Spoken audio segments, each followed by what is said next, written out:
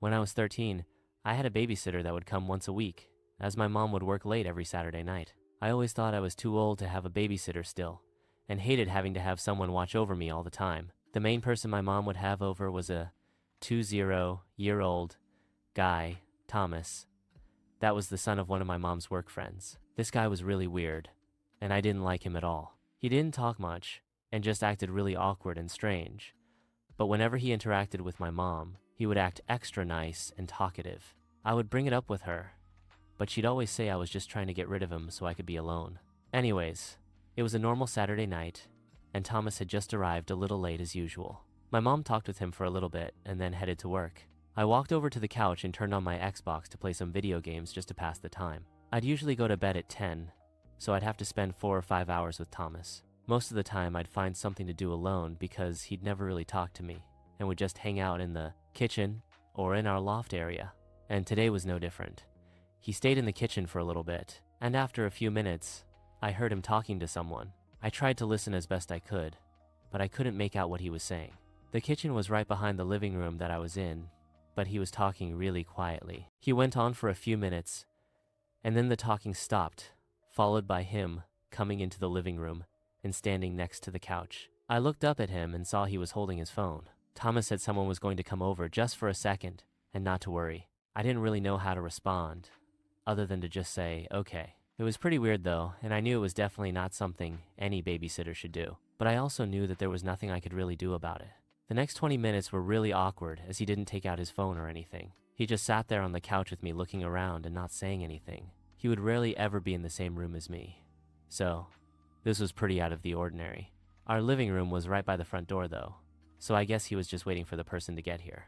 Eventually, a car pulled into the driveway, and a man came knocking at the door. Thomas shot up and went over to the door, then stood right in front of it for a moment before turning to me and telling me that he'd be back in just a minute. Then he opened the door and walked outside and shut the door behind him. This whole situation had me curious as to what was going on with him. The blinds on the windows were cracked open just enough for me to see the two of their shadows as they moved around in the driveway. I could tell that the man handed Thomas a large bag and then got in his car and drove away. A few seconds later, I heard the lid of the garbage can outside slam shut, followed by Thomas coming back inside through the front door. The whole interaction seemed odd, and I couldn't help myself from asking him what it was all about. Thomas replied, telling me that it was just his friend, and that he left his wallet at his friend's house last night, so he was just dropping it off. I could tell there was something wrong with the way he answered, and it didn't explain the large bag I saw him holding, but I didn't want to question him any further, so I just said okay, and went back to playing my game. But things got a lot more strange as the night progressed. During the next hour, I could hear Thomas having multiple phone calls with someone in the kitchen, and at one point, he went into the far loft area, where I could hear him raising his voice. Still though, I couldn't make any sense of what he was saying. After maybe the 5th or 6th call, the same car from earlier pulled into the driveway again, and Thomas immediately ran outside without saying anything. I could tell from their body language, and the way that they were moving around that they were clearly arguing about something. Then Thomas left for 30 seconds, and then came back with the bag from earlier. The man took it and put it in his back seat, then drove off in a hurry. Thomas came back inside, and I could see the frustration on his face. He went over to the kitchen and didn't come back until 10, when he told me I had to go to bed. I got ready and laid in bed while Thomas stayed downstairs. He would usually stay until my mom got home at 12, but just a few minutes later, I heard the front door open and close. I waited for 10 minutes, then got up and went downstairs to see if he was still there. But sure enough, he had left. I looked out the window, and his car was gone, too. I stayed up in bed for a few hours to wait for my mom to get home, and then told her everything that had happened. She seemed to believe me this time, as she also thought it was strange and really unprofessional to leave the house before she came home. The next day, she tried calling him, but he didn't answer. Eventually though, she got a hold of her friend, who was Thomas's mom, and asked what happened, and she said that Thomas came home feeling sick. We both knew that was a lie, and didn't make much sense as he could have just called her and told her he wasn't feeling well. Anyways, it's been almost 10 years since all that happened, and I still find myself thinking about how weird that night was. I always wonder what the two were arguing about, why he left, and what was in the bag. I worked as a babysitter during my college years, just to make some extra money without having to have a set work schedule. For the most part, I took care of this one family's 4-year-old boy a couple times a week, as the parents would often have dinner events for work. The boy was quiet, but I appreciated that because he was easy to watch over. He didn't do much besides watch TV and play with toys, and he seemed to like me. This was my 6th time watching after him. I had got to the house just before his parents left, and they explained that they would be back home around 11 tonight, and I needed to make sure that he was in bed by 9. The first few hours went as usual.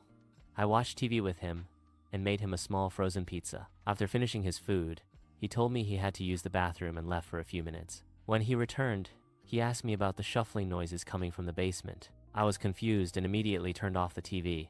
Sure enough, as soon as the TV was quiet, I could clearly hear something moving around down there. It was very faint though, and I couldn't tell what it was.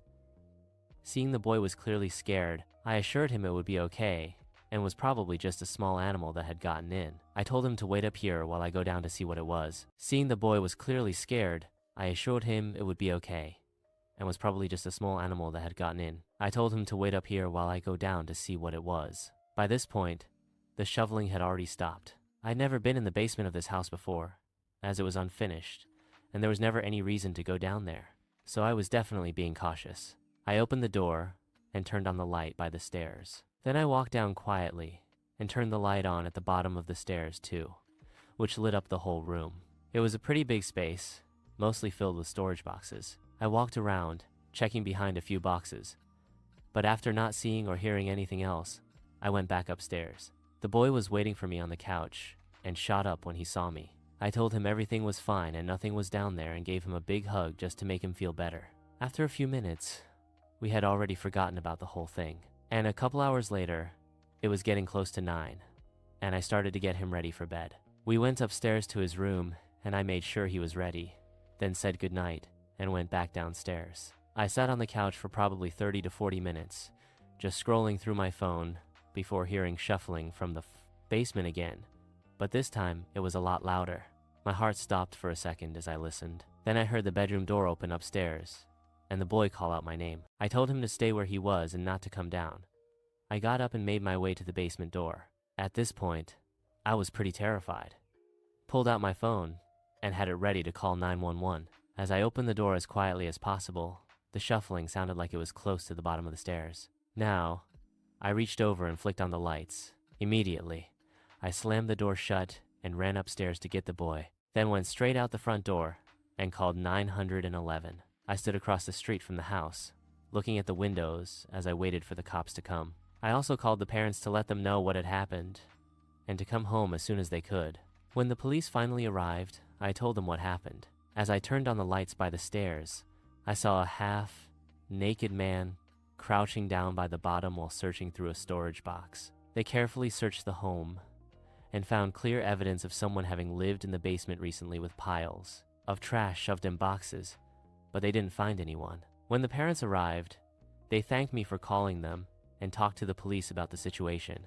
About an hour later, I was able to go home as they secured the house and filed the reports. I spent the next few days really shaken up and being pretty paranoid. For a couple of weeks, I kept in touch with the parents to see if there were any updates on the man, but nothing ever came up. Eventually, we lost touch as I no longer wanted to babysit anymore. I think the most terrifying thing about it was that he never got caught, and he could be living in someone else's basement right now without them even knowing. My best friend had a daughter, Sarah, that had just turned 7, and I would occasionally watch her whenever they needed. They lived in a really nice home in Washington, surrounded by trees and mountains. The nearest neighbors were a couple miles away, so I always enjoyed the peace and quiet while staying there. Anyways, my friend had asked me if I could watch Sarah for 2 days while she was going on a business trip. I agreed, and a few weeks later arrived at her house. We talked for a little bit and ate lunch together. Then she finished packing and headed out to catch her flight. I hung out with Sarah for a few hours, listening to her talk about school and her friends. Then I took her out to pick up some dinner and dessert. We got back to the house around 8 and agreed to watch a movie just before bed. I sat on the couch and began scrolling through a list of movies to find one when I hear Sarah ask me, "Who's that?" I look where she's pointing at the front door and then hear someone knocking. With the house being so isolated, I never thought anyone would come up to the door. Nervously, I walked over and cracked the door open. There was a tall man standing on the porch. He looked a little surprised when I opened the door. "Can I help you?" I asked. He leaned to the left, looking through the crack in the door, then replied, "Sorry, just making sure someone was home." Then he turned away and started walking. Obviously, I found this very strange and a little bit creepy. I closed the door and locked it, then went to the back door and locked it as well. Sarah asked me who it was, and I told her it was just a neighbor. Then went back to the couch and started a movie. We both enjoyed the movie, though it was a little bit longer than I had thought. I told Sarah it was time for bed, and then followed her upstairs as she got ready. Once she was in bed, I came back down and sat on the couch. It was a little bit after 10, and I wasn't too tired yet, so I figured I'd turn something on the TV and just wind down for a bit before going to bed. As the TV played, I started to hear a crunching sound coming from somewhere. I muted the show and listened more carefully. It was coming from the back of the house. I went over to the back door and turned on the back porch light. Looking around, I couldn't see anything other than an empty porch with trees in the background. I stayed there listening for a few more minutes before eventually heading back to the couch. I wondered if my mind was just messing with me, as I was a little creeped out by being in a house surrounded by a forest in the dark. I always felt safe during the day and actually really enjoyed it, but as soon as the sun goes down, I'd get a little uneasy.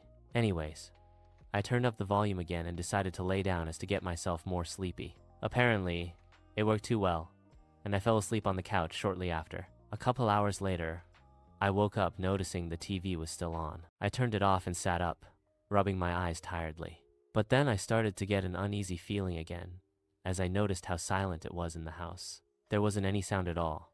Then I began to hear that same crunching sound, but this time clearly sounding like footsteps. It was coming from the right side of the house, which was right by the room that I was in.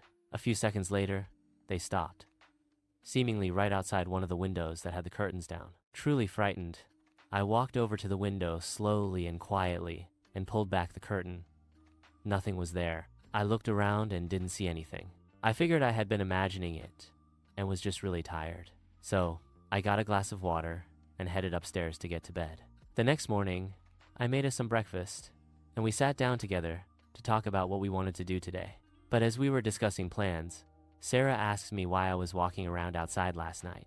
I froze for a moment, then asked her what she saw. She said she had heard someone walking around the house for almost an hour just after she had gone to bed. Chills ran down my body, and I told her to stay inside while I went to look around outside. I grabbed a small knife just in case and went out the front door. Walking around the house, it was hard to tell if anything was from last night or had already been there, but I did notice some scratches on the walls near some of the windows and doors. But other than that, everything seemed normal. I couldn't tell if there were any footprints, as the yard was mostly thick grass. As I made my way back to the front door, I saw that same man from yesterday walking down the street in front of the house. He was just walking past, but again, this house was pretty far from anything else, so he had to have walked a couple miles at least just to get there. I went back inside and told Sarah that we were going to go to the mall today and walk around. I really didn't want to be in the house anymore, so I wanted to spend as much time away as possible. We stayed out for a while and didn't get back to the house until 6. My friend called me soon after just to check up on us. I mentioned the strange man that I had seen and described his features to her, and she actually said that she recognized the man from a few weeks ago. Apparently, he had come up to her house and asked if he could stay the night, to which she obviously declined. We agreed that if anything else happened, I wouldn't take any chances and would call the police. As the sun started to go down, I made sure to check all the doors one last time to make sure that they were locked. It was around 9:00 p.m., and Sarah and I were playing a quick board game before bed when we both started to hear a soft tapping noise coming from outside one of the windows. I stood up slowly and told Sarah to stay calm, but then a loud scratching came from outside the walls of the house, right by the window in the room we were in. I grabbed Sarah and ran into the garage. We got in the car, and I backed out of the driveway as quick as I could, making sure the garage fully shut before driving off. I couldn't see much in the darkness as we were leaving, but Sarah said that she saw someone running into the trees behind the house. I pulled into a hotel parking lot and called the police to report the incident, then called my friend to let them know what had happened. We were met 10 minutes later by 2 officers at the hotel, and they informed us that 2 more were at the house looking around. I told them everything and gave them a description of the man, and eventually they left. We ended up staying in a room at the hotel for the night. The next morning, my friend called and said her flight was just landing and she would be back in an hour. So, we headed over to the house. We waited in the driveway for her to arrive. Then, we all went in together to make sure it was safe. I stayed for a few hours just to talk about everything, and then I said goodbye and went home. It was definitely one of the scariest things to ever happen to me. But, fortunately, the man was caught a month later, after having been reported by multiple people for trying to break into their homes. What scares me the most about the guy was that he never said what his reasoning was for his actions. He had apparently broken into one of the homes, but he didn't steal anything at all. He just looked around for a little bit and then left empty-handed. It always makes me wonder what he was actually trying to do on the night he tried to break in. Thank you for watching. Don't forget to like, share, comment and subscribe, or follow for more stories on Fun Tales for All.